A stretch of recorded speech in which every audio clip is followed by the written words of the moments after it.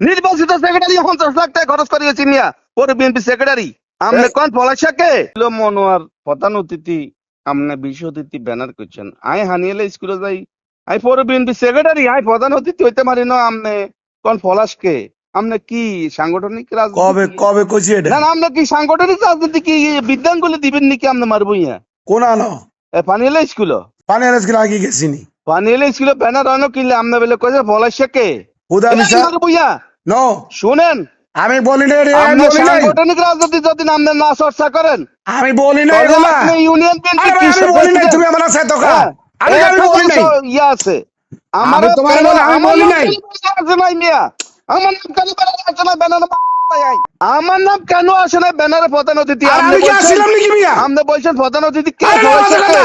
পলাশাকে আমি কই নাই রে মিয়া, আমি ফারিয়ালা যাবো না রে, আমি বলছি। তোরা একদম আইবি না পৌরসভা, তোকে মারো তাই। আর প্রধান অতিথি কেন হইতে মারি না? এই মারু ভুইয়া, সাংগঠনিক রাজনীতি যদি না বুঝেন তা সাংগঠনিক রাজনীতি করি না। আমি পরে বিএনপি সেক্রেটারি, আমি কই, তুমি আমার কেন কথা বলতেছো?